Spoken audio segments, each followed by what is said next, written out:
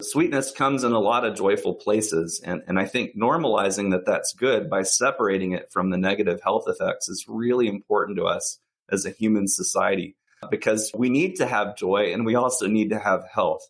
And we very much view sweet proteins as one of the key tools in helping us reestablish that connection, right? That both joy and health can live in the same place around sweetness. Welcome to the Wits and Weights podcast. I'm your host, Philip Pape, and this twice-a-week podcast is dedicated to helping you achieve physical self-mastery by getting stronger, optimizing your nutrition, and upgrading your body composition. We'll uncover science-backed strategies for movement, metabolism, muscle, and mindset with a skeptical eye on the fitness industry so you can look and feel your absolute best. Let's dive right in. Wits and Weights community, welcome to another episode of the Wits and Weights podcast. Have you ever heard of sweet proteins? If not, because I haven't, you're in for a treat, pun intended, as we dive into this topic with Jason Ryder, CTO and co-founder of Oobli, a food technology company building a new category of food and beverages based on naturally sweet proteins. You'll learn about these sweet proteins, from the science behind them to their potential health benefits to what foods you might find them in. Jason will share his insights on the role of sweet proteins in our diet and how they're poised to disrupt the food industry, not to mention the effects on our health and even how they're made. Prior to Oobli, Jason spent time in senior technical leadership roles at Amyris, Bolt Threads, and Hampton Creek Eat Just. He earned a BS in chemical engineering from the University of Alabama, so real scientists here on the show, and a Ph.D. in chemical engineering from the University of California, Berkeley. In 2018, Jason joined the UC Berkeley faculty in the Department of Chemical and Biomolecular Engineering, where he currently serves as adjunct professor and executive director of the Master of Bioprocess Engineering program. Jason, welcome to the show. Thanks, Philip. Great to be here. Man, I'm excited to learn about this because I don't know anything about sweet proteins, and I withheld from doing too much research intentionally so that I can learn it from the man himself. I do want to learn a little bit about you and your personal motivations before we jump into the topic. So how did you get interested in food technology, for one, and sweet proteins specifically? And sort of what are your values and personal connection to all of this? Sure thing. So I'd say you got me right in the intro. I am a chemical engineer by training, but I'm a sustainable bioprocess engineer by choice. And growing up in Alabama, I had strong sensibilities about sustainability. Even back in the 80s and 90s, before the rest of the world really appreciated what our choices as humans were what impacts they were having on us from a climate, food, and health perspective. And so all of my work up to date has been figuring out different ways to harness sustainable technologies like bioprocessing to address those problems, including when I was at Amyris working on various renewable chemicals and fuels via fermentation technology up through materials. That was the Bolt Threads, and all the way through the last 6, 7, 8 years of my life focused on foods. Sweet proteins was a really interesting one for me in terms of applying my skill set, which is mostly around fermentation technologies, to address that. And it came along in the form of food tech. I was working on a different problem, making an egg replacement product at Eat Just, the Just Egg product, and stumbled across through a biotech incubator, my co-founder, who was working on sweet proteins. And his interest in sweet proteins was around his grandmother who had cancer, which is horrible, but also the chemotherapy treatments she was getting, which are horrible. What they don't tell you is you oftentimes lose your taste. And one of these sweet proteins from the miracle berry, it's called miraculin, enables you to regain the taste buds, which is fantastic when you're going through chemotherapy and you need nutrition. You'd love to have the taste of food so that you can eat and rebuild health.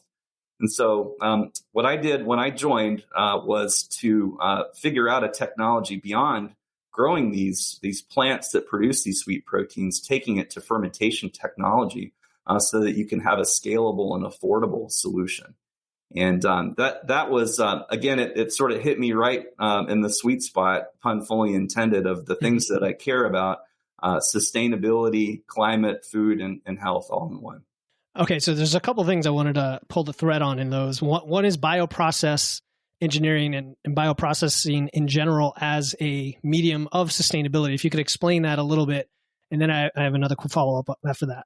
Sure. So most of your listeners are familiar with biotechnology, and that's mostly around using living cells to make bio-based products in ways that are more sustainable than the other ways that humans have produced them. A great example are biofuels and biomaterials, right? Those that are produced via fermentation.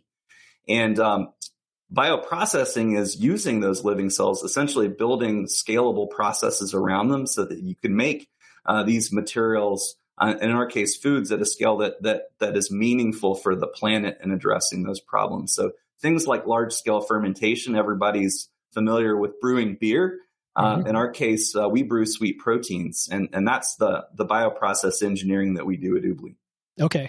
And one of those you mentioned was Miraculin, which is an amazing name from the miracle berries. And you regain taste during chemotherapy. So the obvious question you've probably been asked before is, what about the long COVID symptom where people lose taste? Does it help in that regard? It works for that as well. Interesting. And again, I think we're all trying to get rid of COVID, right, or trying to shake it. But it is a very useful sweet protein for those that have been impacted. Okay, so let's step back and talk about sweet proteins in general. Let's just define them, what they are. Why haven't most people, myself included, heard about them? And I'll tell you, I know a lot about food, and I think about macros and micros all the time and food selection. I have clients who are always talking about food, but it's just a new one to me. Start high level, and then feel free to dig into the science, like we talked about before we started recording, and then how they compare to other sweeteners would be helpful. Sure thing. So at high level, sweet proteins are simply proteins that taste sweet like sugar. They come mostly from plants and berries around the equator. And unlike sugar and alternative sweeteners that most of your listeners are familiar with, sweet proteins don't spike your blood sugar or give you gut microbiome issues. That makes them, in and of themselves, a revolutionary game changer in the world of healthy sweets. Going one level deeper, for those of your listeners that want to dig into the science, proteins are relatively large biomolecules, right? They're made up of amino acids, often called the building blocks of life. But they comprise some 50% of the dry weight of your cells. Your body has a lot of proteins. They're very functional. And based on that sequence of amino acids, they have a three-dimensional folded structure that can take on a number of roles in your cells. Catalyzing bioreactions, these are called enzymes, and even doing things like your DNA replication. To make more of you need enzymes, you need protein, right? They're fundamental to life. Now, back to sweet proteins. Sweet proteins are a subclass of mostly plant-based proteins I mentioned that come from plants, berries, and fruits around the equator. And their amino acid sequence and three-dimensional structure make them sweet to our tongues, to our taste buds, what I'll call our T1R2 and T1R3 taste receptors. And they're thousands of times sweeter on a weight basis than sugar. Now, why would a plant make such a protein that was sweet to humans and sweeter instead of sugar? Well, plants are really good at making sugars. And they need to make sugars. They make sugars by photosynthesis, right? That's their process. But they would rather turn those sugars into things like cellulose that enable them to grow more plant material for more photosynthesis, right? That's the leaves and the stems and the like. It's metabolically expensive for them to simply store sugar, hoping that a human or a higher primate come along and eat them in hopes that they carry their seeds, right? And so we as humans, those mobile species and seed carriers and the early forests evolved and are wired to crave sugar for energy, right? We needed it to hunt and gather. And we gorged on sources like fruits and berries that these plants make. And so they simply made that trade-off metabolically to make a small amount of a sweet protein to trick us into eating them, as opposed to all that sugar. And that was their dirty trick on us several thousand years ago when we needed that energy. But nowadays, we've cultivated sugar in a lot of forms, namely sugarcane, corn syrup, sugar beets. It's very cheap. It's recklessly abundant in our food system. And we're paying the price for it in the form of 40% prediabetes in the U.S. Obesity rates are similar to that. Heart disease. I could go on. It's just not natural. We weren't meant to eat that much sugar. And the cool thing about sweet proteins is they give us a path to have that sweetness, which we deserve as a people, Philip, but without all of that bad stuff associated with it. Yeah, I agree. The modern food environment has skewed things way off from where they were intended to be. And I personally, and pretty much everybody listening to this can relate with some level of sweet tooth, right? Whether it's, we've gone to artificial sweeteners or stevia or something like that to continue enjoying sweet things without the deleterious effects of too much sugar, or we've gone just, as much toward whole foods as we can, and you kind of lose that sensitivity. But there are a lot of people that are just still stuck in that, cycle of eating the sugar. So I think it's fascinating how this was an evolutionary change in these plants to have highly dense form of sugar. So it was a more efficient storage, and it still got the same result of spreading seeds. I mean, that's pretty cool. Is in terms of like all the plant matter on the planet, I guess before agriculture came along, would these have comprised a decent amount of plant species, or are they just small corner niches of the environment? Yeah, so far we know there are between 10 or 20 of these species that are commonly known, and they're known because of the cultures that identified them. They're mainly in West Africa and around the equator around the world. And that's because these proteins, they don't have a long shelf life once you pick the berries or the fruits. You got about 3 days to eat them before different enzymes inside those fruits break them down. And so they've stayed local. The only one really to make it to the U.S. in any form is the miracleberry. And it still has to be grown in a tropical area, mostly Florida and Hawaii. And so the cool thing about fermentation is we can brew these proteins in the same way that you brew beer. And you can brew beer anywhere on the planet. And that's game-changing technology to go with the game-changing proteins. Is you can make them and make them at a scale that's meaningful, as sugar is literally everywhere. I'd say 70 to 80% of the products in your grocery store have sugar in some form or another. And it's confusing for consumers because we call sugar a lot of different things, at least 50 by my count. And sweet proteins give you a great alternative to that. And so that's why we're working on it. Okay, so I kind of want to dispel, if my audience gets too excited thinking that this is like the new base of a protein powder or something, right? We usually discuss protein in terms of its importance for building and repairing muscle, increasing satiety in our diet, higher thermic effect of feeding, all those. And we're talking about, fairly high quantities of that macronutrient in our diet. But I suspect the sweet proteins aren't necessarily consumed at that quantity. And so first of all, let's discuss whether that's true or not. And then what's the added benefit of the proteins that taste sweet? Is it mainly as a sweetener? That's what I'm getting at. Yeah. So I'll give you a visual example since we're recording for your audience. And so I'm going to show you a bottle of an orange fizzy beverage that has around 72 grams of sugar in it, right? Which looks roughly like this, 18 sugar cubes, which are around 4 grams each.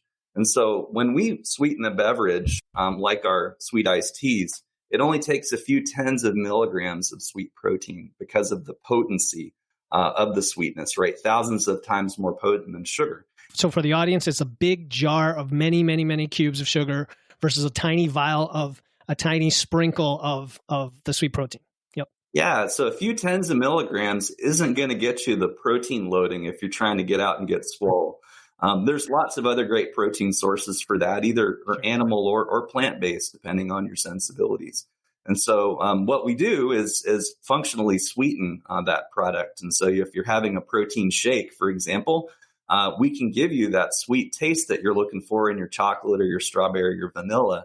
But we can do that with a tiny amount of protein while you're getting the building blocks for all of that muscle from another protein, for example, like whey or pea protein. Love it. And that's actually a great point because, again, most people listening probably have at least one, if not two protein shakes a day. And because most people don't like pure, unflavored whey protein, they tend to buy the kind that has flavoring, which then is associated with usually a form of sweetener, whether it's sucralose or stevia or something else.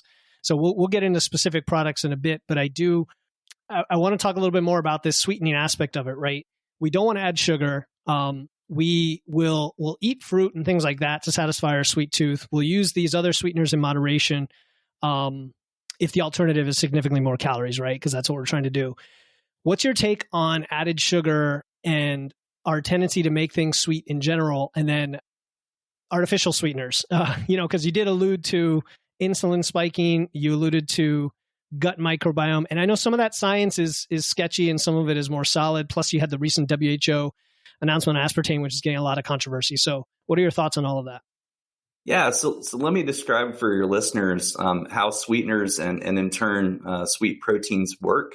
And so you have a great analytical instrument in your mouth for evaluating the sweetness, right? Because we're hardwired for it. We need sugar for energy. It's the great currency from which we fuel our daily life.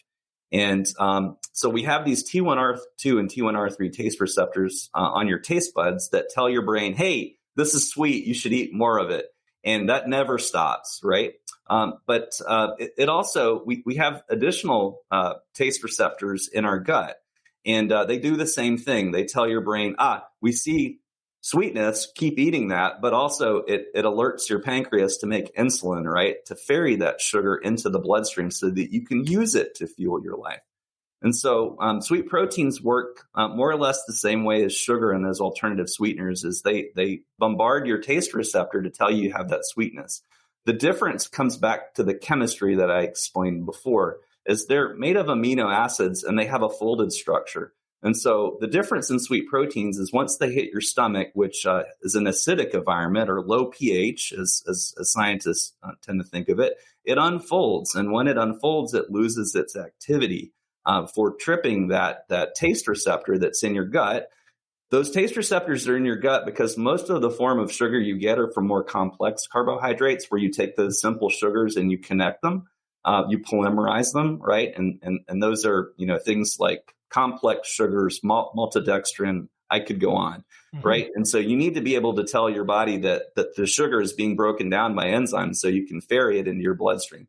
So the sweet proteins don't touch any of those. And so they don't spike your insulin response. That's super important, right? Because even alternative sweeteners can continue to give you that sweetness response in your GI tract, continue to bombard insulin production and lead to type 2 diabetes. And so that's a big difference. Another big difference is your gut microbiome. For those of you that eat protein or drink lots of protein shakes or eat high protein products that are sweetened by alternative sweeteners, call it aspartame, stevia, I could go on. You might have tolerability issues. That's a polite way of saying give you gas. You are all walking, talking fermenters as you have a number of different microbes that are in your tummy that help you break down all of the things that aren't broken down by your normal GI process. And it's a consortium. There's lots of different species in there. And when they get out of balance, and they can get out of balance when they're exposed to different chemicals they're not used to or different food sources that you're not evolved around. And that certainly happens when you have high levels of alternative sweeteners, even stevia and monk fruit. And so the cool thing about sweet proteins is they never get to the gut microbiome. Your body has already unfolded them and is breaking them down into the peptides and amino acids that you normally need to build cells and all of that great cellular function I mentioned earlier. Yeah, I think that's pretty cool. I can definitely foresee so many applications for that where, protein bars are a big one people talk about, getting bloated and whatnot, because they have the sugar alcohols. There's things like allulose. There's always some new innovation, and they all seem to have a little bit of a disadvantage in one of those areas, depending on the quantities you consume them in. So we talked about, all right, I think that's amazing. The protein structure fold and how it unfolds when you get to your gut and because of the acidic environment, and then it doesn't trigger the receptor. This is the science. I know we're diving a little deep, but not too deep. It's just what I like to hear. So let's talk about the implications of this then, and maybe the food supply, the technology, the psychology of dieting and all of that some of we alluded to. The psychology of dieting, right? We have an emotional relationship with food. How do you see your work with sweet proteins impacting that?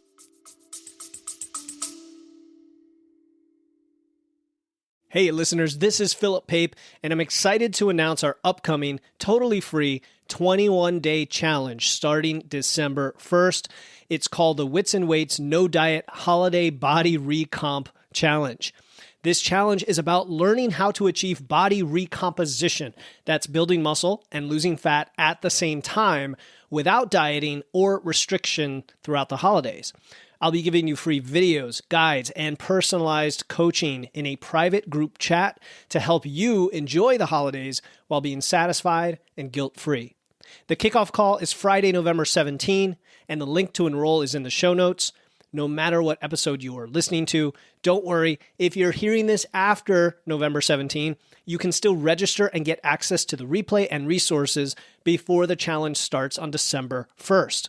Again, to join the Wits and Weights No Diet Holiday Body Recomp Challenge to build muscle and lose fat without dieting through the holidays, click the link in my show notes. Now back to the episode. Yeah, I think we shouldn't hate on ourselves or criminalize sweetness, right? It's a great thing. We associate it with all of the fun things in our lives, like birthdays, for example, birthday cakes. Even my kids, they are self-acclaimed, boba tea experts, right? So sweetness comes in a lot of joyful places. And I think normalizing that's good by separating it from the negative health effects is really important to us as a human society. Because we need to have joy and we also need to have health. And we very much view sweet proteins as one of the key tools in helping us reestablish that connection, right? That both joy and health can live in the same place around sweetness. Yeah, no, couldn't put it better myself. We talk about sustainability on this program all the time of, no foods are really off limit, except maybe trans fats. But no foods are off limit to some extent as long as they meet your goals and they serve what you're trying to do. So part of that is our life, our lifestyle, our social situations. I just today answered the question about carnivore diet and how, when you restrict things too much, then all of a sudden you're making all these other trade-offs and compromises. So if we can use technology to kind of bring that back to a rational space, it's all the better. So as a food technology expert, how do you see this transforming the industry? Because I know Oobli makes a few products, maybe 2 or 3 different products. Is this going to replace traditional sweeteners on a large scale? Will we be able to buy them in, containers and packets in the store? Will they be in protein powders and bars and everything at some point? Yes to that.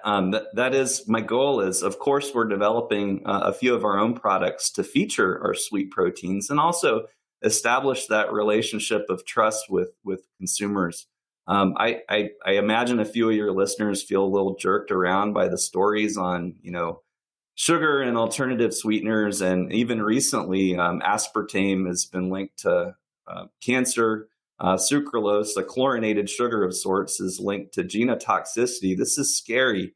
And, it's hard to know what to trust. And so we're launching our own products and we've done our own safety studies for our consumers to try, get curious about sweet proteins, drink our sweet iced teas, eat our chocolates. You can go to Oobli.com and find all of those, as well as a few stores here in Davis and down in LA.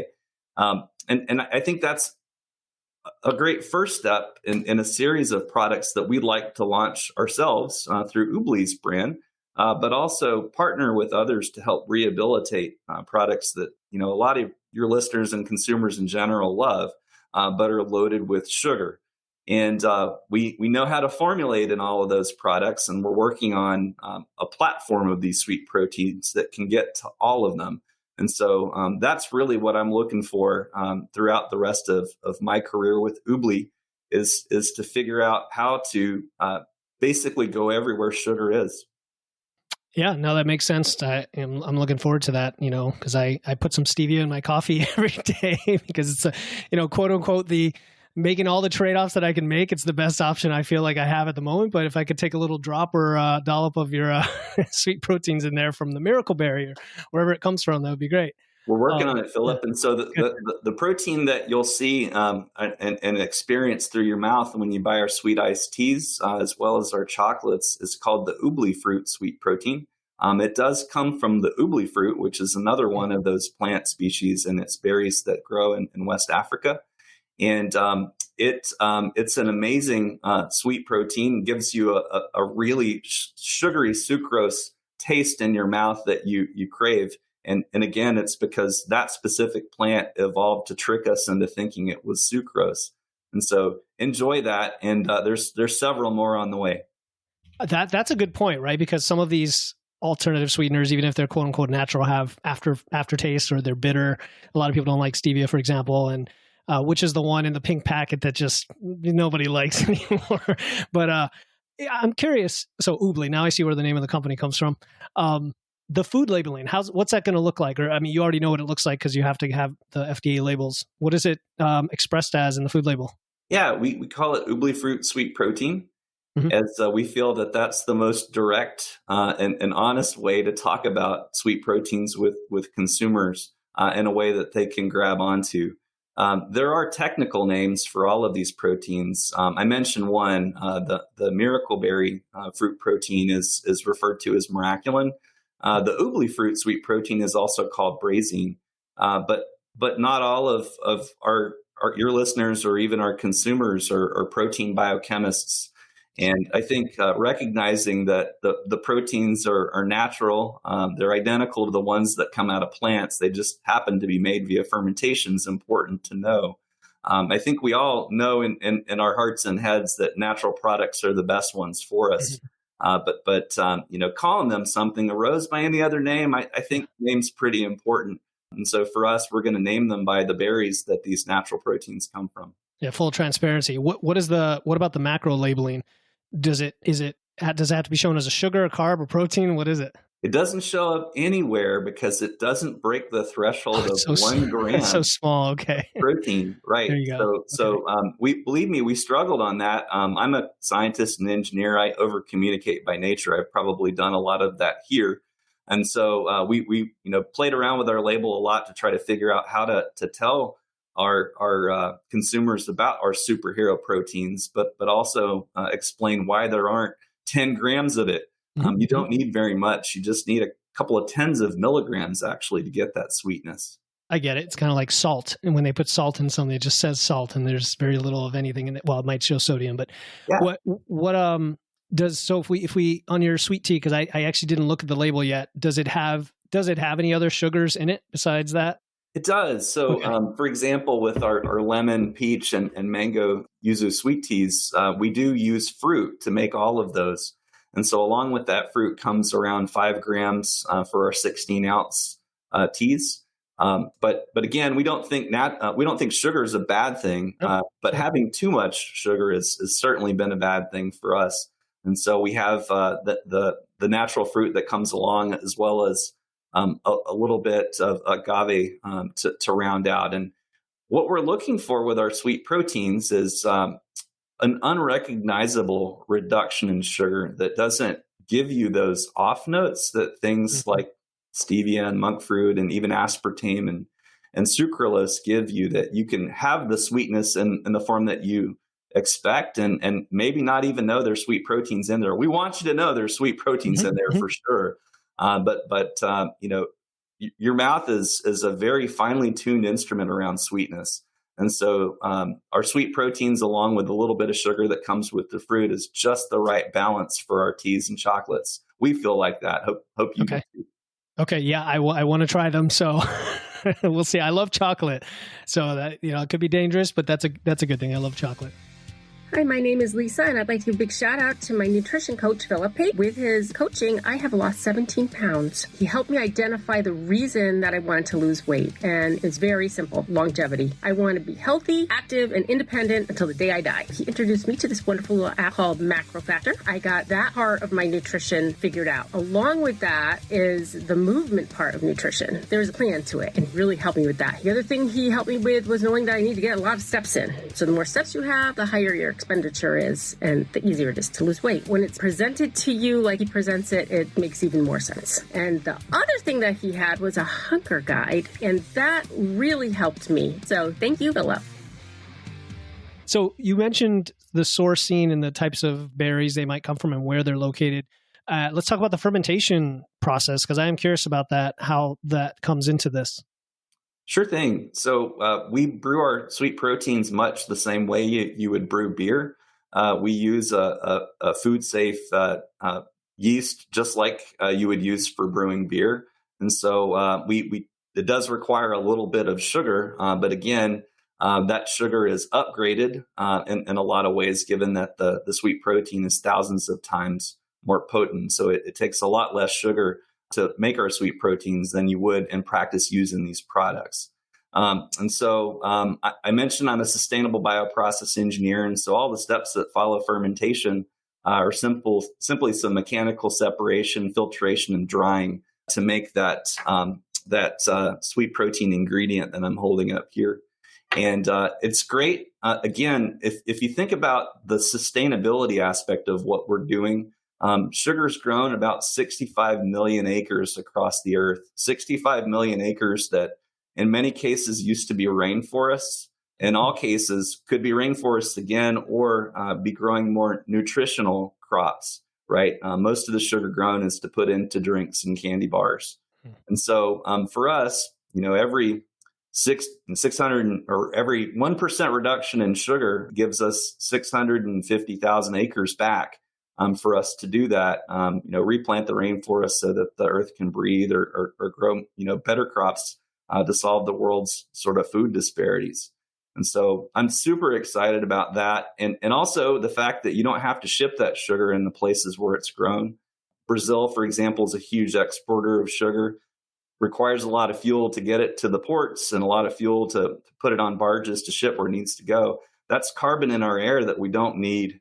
And so the great thing about precision fermentation, and in our case, making these sweet proteins, is we can make them very close to where you use them and avoid a lot of those costs, not just the agricultural ones, but the shipping costs. Because it's, again, you need a lot less mass. For sure. 1,000 times less. Yeah. People care more and more today, as they should, about how their products are made and sourced. And if there's a net benefit where it's not a government agency coming in and telling you have to do it, and it's just innovation, I mean, people typically get on board with that. What does the competitive landscape look like? Are there other companies doing the same thing? Is the scalability there, or are there some still challenges in that realm? Sure thing. Yeah, there for sure a few other companies that are exploring sweet proteins. It's still a relatively new area for folks to commercialize. We commercialized the first one and the first products behind it. We also were the first to publish safety studies around using these as ingredients. But there are more folks on the way. I'd say what differentiates us from some of the other folks that are doing this is we are manufacturing on 3 different continents now, which is great, building a robust supply chain so that we can make sure we can get it to all of our consumers that want it. And we're also focused on natural proteins, those that are present in the plants in nature. There's always an opportunity when you're making proteins to make mutant proteins, right? Molecular substitutions that give you a different sweetness profile, that can give you a different flavor profile. And I'd say that might be important to consumers in the future. I think most folks are focused on natural products now, and I think that's a good thing. Mm-hmm. And I'd say, in the future, when that's important and when the safety of those mutant proteins has been established, I'd say it's a great time. So speaking of safety of your products, you mentioned safety studies. I'm going to assume that your company is funding them, maybe not. How do you ensure the independence of those studies? So we do all of our safety studies with third parties. Okay. And we partner with the FDA, who also has a great interest in, at least in the U.S., on consumer safety. And they're all scientists that review our data packages. And even before that, we have an expert panel of independent scientists that are even independent from the FDA that review our package. And so our first one, the Oobli fruit sweet protein, we've established what is called self-GRAS, or generally recognized as safe for using the Oobli fruit sweet protein as an ingredient to sweeten. Mm-hmm. And that was signed off on by independent scientists in nutrition and toxicology, et cetera. And it's a similar process at the FDA. As you submit the package, you meet with them. I've met with the FDA several times to talk through that. And at the end of the process, after you've established that they are GRAS, or generally recognized as safe, the FDA gets a chance to ask questions. And once they're out of questions, they give you a no questions letter. And we have established the safety of the Oobli fruit sweet protein, but a lot of the large scale stores that distribute would like to see that no questions letter to put them on the big store shelves. Fair enough.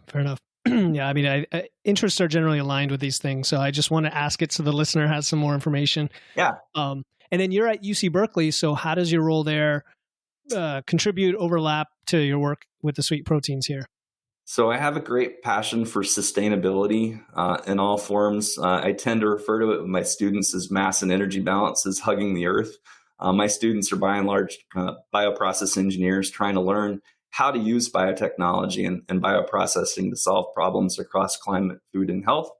And I hopefully make myself relevant by the work that I do in industry, keeping one foot at Oobli and the other foot at UC Berkeley. For my students, many of them are taking their last steps on their academic path before a long one in industry where they're going to solve these problems. And so I bring my work into my classroom, not just the work that I'm doing at Oobli, but all of the work I've done beforehand. And I also bring a lot of my colleagues who are working on similar problems into the classroom.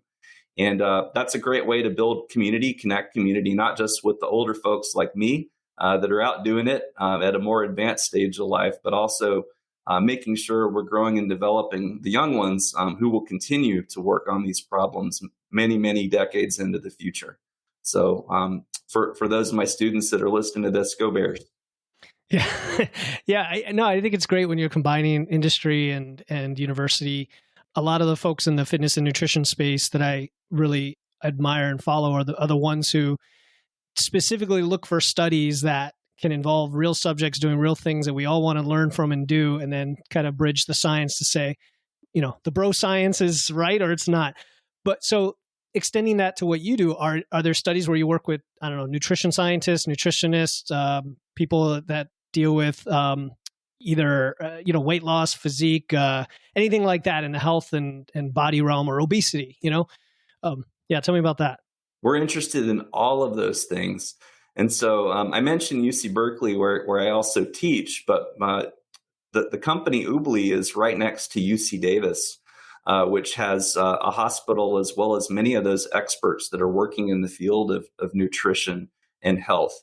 And so we have a number of studies that are ongoing to evaluate the impact, if any, of sweet proteins as you replace sugar and alternative sweeteners.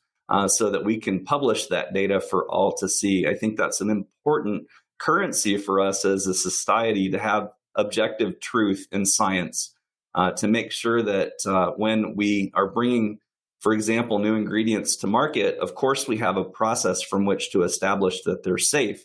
That's the GRASP process I mentioned before. But it's not all encompassing. It doesn't touch on other ththings, right? That you just mentioned, overall impacts on health, and more importantly, what changes when you replace something like an alternative sweetener or sugar with a sweet protein. So we're interested in all of those.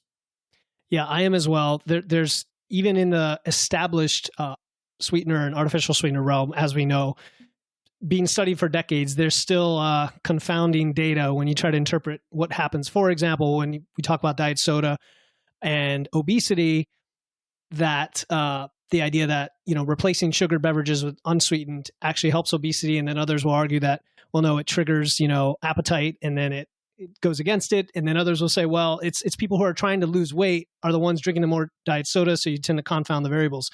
It'd be interesting at some point to see if these affect things like that. Like if you have Oobli sweetener and only that kind of sweetener in a food, would it then, because it doesn't spike insulin, would it then not have the same effect on your appetite, right? Things like that. I don't know if any of those questions sounds like haven't really been answered yet because your focus is on safety and going to market. Is that fair to say? Yeah, I'd say, it's easy to assume that they don't, but I'd say it's really important to validate that it's not true. And what I'd also say for any of your listeners that would like to collaborate or partner on this, we think this is important to the whole world. Me and my partner, Allie Wing, are here to bend the global health curve on things like diabetes, obesity, heart disease, and we can't do that alone, right? We're certainly going to try with our products, and I mentioned partnering with others, but this is a systems level solution to climate, food, and health. We'll need a lot of folks and all of the different, their respective expertise and experience to help us. And we're learning all the time. I'm a lifelong learner. I'd really like to learn everything there is to know about these sweet proteins. So if you're out there and would like to collaborate, drop me a line. There we go. There we go. And I probably throw you 10 or 15 names on top of my head too that are just Awesome. very respectable scientists in different realms of health and nutrition that I'm sure would be interested in this. Well, Philip, we can make the sweet protein. We make a lot of it. And that was important in the early days from which to formulate products and still is. But we now have sufficient quantities to launch products and also do all of the studies we're interested to do. What I think the only thing I struggle with is time and bandwidth, right? But I will find it. If there's a study out there, I will find the bandwidth and the time. And I'm sure you will. And it is very exciting. I mean, anything new like this is exciting especially when it's from a plant, which has just been on the earth for millions of years. And you're like, well, we can do something new with it, which makes you always wonder what else is out there. What are the criticisms or skepticisms? Let's just, cover the other side here that you hear about sweet proteins. Yeah, most people don't know they even exist and they've never had them. And I think we have a natural fear of the unknown, which in my experience, education is a great solve for. And so a lot of what we're doing at Oobli is getting the good word out about sweet proteins. Hey, if you hadn't had them before, try them. We've had many different events and programs that enable folks to get discounts and in some cases even free chocolates to try them. And we put a lot on our website. We've been participating in a lot of great media forums like your podcast to get the word out and also published our safety studies so that all can read. So we're going to continue to do that education in all forms, establishing that relationship of trust with our consumers as we all learn more about sweet proteins and all of the great places in our food and beverage system that it can replace sugar. I think on the opposite side, we know a lot about sugar. The more we learn, the more it validates, what we know, that it's not good for us in excess. And I'd say we're learning a lot more about the alternative sweeteners. None of it is good. And so consumers, much like you mentioned with stevia, is they're looking for an alternative. You're making trade-offs to do it, often on taste. And my joy in making sweet proteins is you don't have to have that trade-off. This is revolutionary. It's really a game changer. So I'm excited for y'all to try it. Pretty cool. Yeah, me too, for sure. So since you are so excited, I could sense it. I mean, what's your vision for the future here? You've sort of alluded to it, of the research, of getting the product into more hands, into more products. Is there anything else we didn't cover that excites you about the future?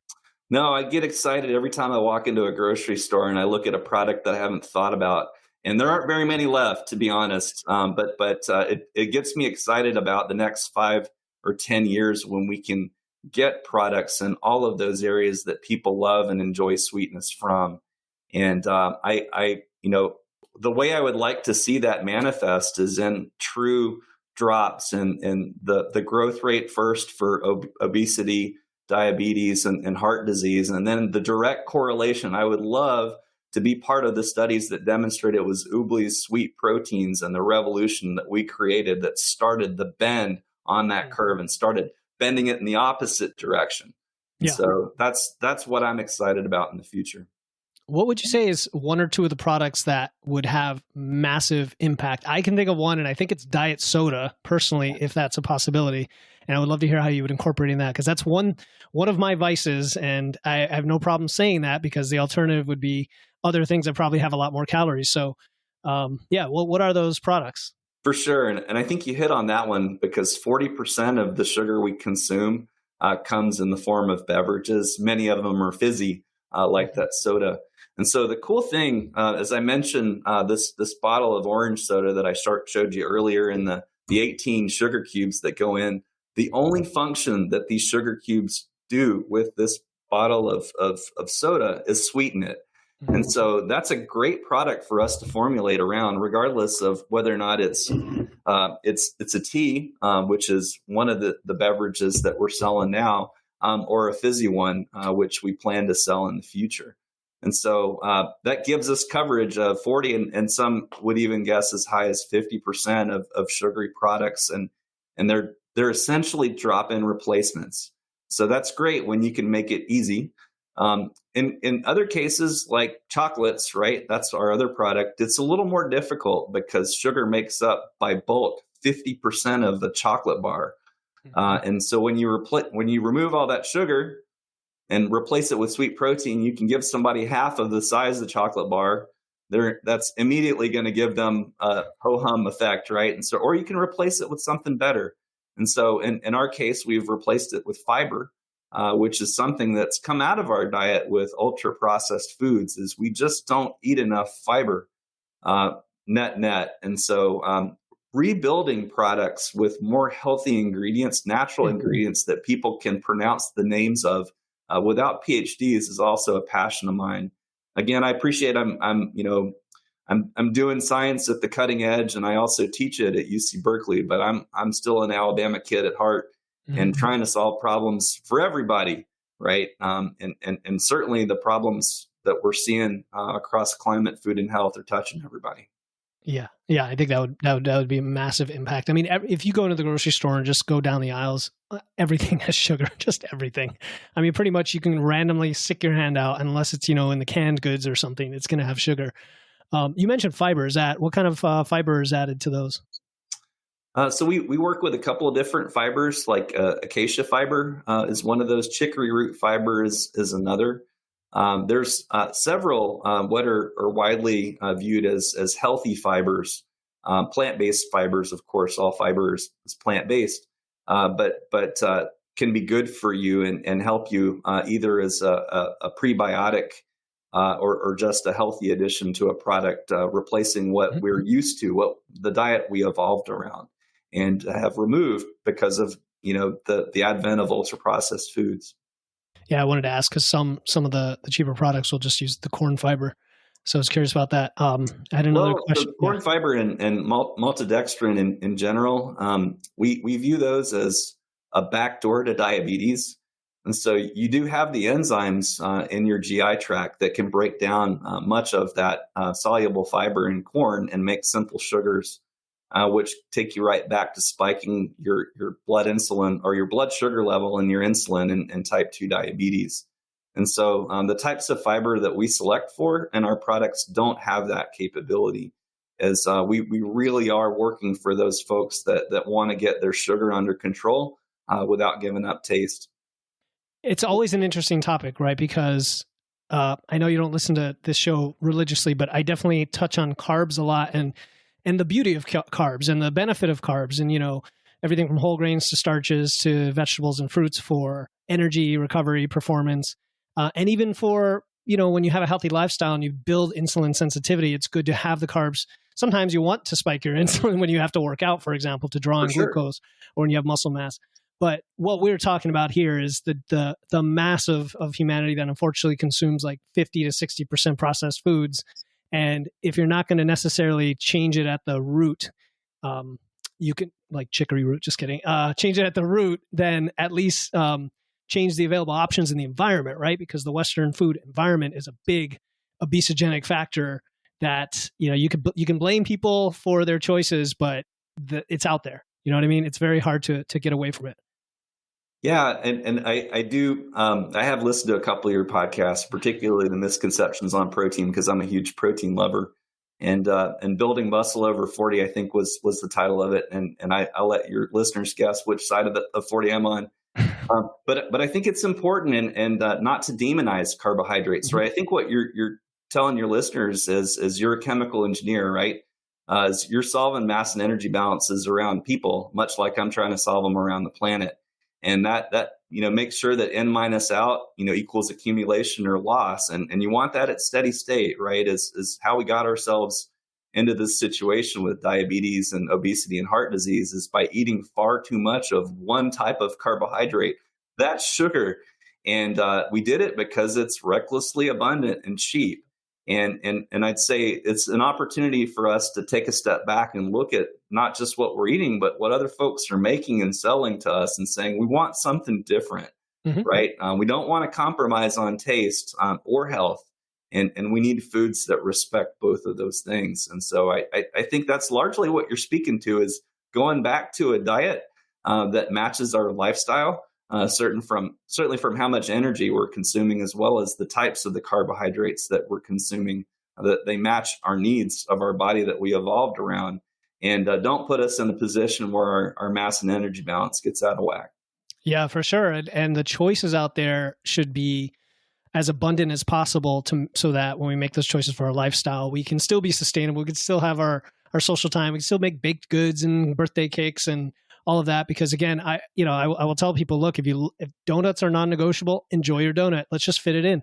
But if you could have a donut made with a little bit better ingredients, that just nudges us more in that healthier direction. Philip, I like the way you think, and I like your ideas. I think I just got a new one. Do you want to share it, or is this? No, you mentioned donuts. Donuts are also a big thing for where I come from too. So something for me to work on after this podcast. Yeah, I mean, you still have the fried dough part of it, but we can at least get the frosting and things going. All good things in moderation, right? Exactly, but I can certainly help you with the sugar and the sweetness part of the donut. Sounds good. Okay, so I like to ask this of all guests, and that is, what one question did you wish I had asked, and what is your answer? What one question did I wish you had asked? I think it was more around the sustainability, but I sort of seeded my own answer there. Is most folks don't connect sweet proteins with sustainability. It's the problems on health and food are the obvious ones, but sustainability is non-obvious. And I'd love to leave your listeners with some of what I've seen in my life. I spent a lot of time in Brazil earlier in my career, building bioprocess facilities that use that sugar to make bio-based products. And there's a lot of sugarcane in Brazil and a lot of the tropical areas of the planet. And it's a terrible crop for us to be growing from an environmental perspective. And so I'd love for folks to think about sugar reduction, not just in terms of their own bodies and their health and our food system, but also in terms of our global climate. And that's the question you didn't ask, but I think I answered a couple times anyway. No, I appreciate it. Yeah, no, for sure. I was focused more on the health side, but that is going to be valuable, because when you hear stories about the rainforests and deforestation, things like, at the end of the day, it affects all of us at some level. The wildfires and all that. No matter what side of politics you are, there's a very strong factual part of all this that we need to be aware of. It's like all things. If you don't get a chance to see it on a daily basis, it might be easy for you not to think about it. And so I'm encouraging folks to think about it, as all of your choices have implications. And we as a human society can make better ones together and solve this whole system of problems we're facing across climate, food, and health. I often don't refer to these as challenges or problems to my students. Mm-hmm. I only use the word opportunity because they're at that early stage in life, and they're all ready to get out and tackle all of these opportunities. And I say, get after it. For sure. I'm going to quote my friend Alan when he says, "The obstacle is the way." Right? There you go. Obstacle is the way. All right. So vocabulary too, Philip. Thank you for that. There you go. So where can listeners, Jason, find more about you, your work, Oobli, any discount, any study, whatever you want to send them? I can throw all those links in the show notes. Yes, please do. Visit our website, www.oobli.com. That's Oobli spelled Oobli. And you can buy our sweet iced teas, both our peach, our lemon, and our mango yuzu, as well as our chocolates, dark chocolates. For now, we do have milk chocolates on the way, but our dark chocolates are silky cacao. We also have sea salt and raspberry bits. And so try them, and please share your feedback. Feedback is a gift, certainly the supportive, but also corrective. I'd love to hear how you feel about our products and our sweet proteins in general, as we're making them for you. So I'd love to hear from you. Absolutely. So Oobli.com, sweet iced tea, dark chocolate. That's my favorite kind. So I'm going to try those out. Jason, it was a pleasure to have you on. I learned a lot. I'm sure the listener did. I'm looking forward to more of the sweet proteins in our food supply. Wonderful. Well, I appreciate the time and the ability to go a bit deeper on sweet proteins with your listeners. And I look forward to coming back and telling you more in the future. Sounds good, Jason. Thanks so much for coming on. Thanks, Philip. Thank you for tuning in to another episode of Wits and Weights. If you found value in today's episode and know someone else who's looking to level up their wits or weights, please take a moment to share this episode with them. And make sure to hit the follow button in your podcast platform right now to catch the next episode. Until then, stay strong.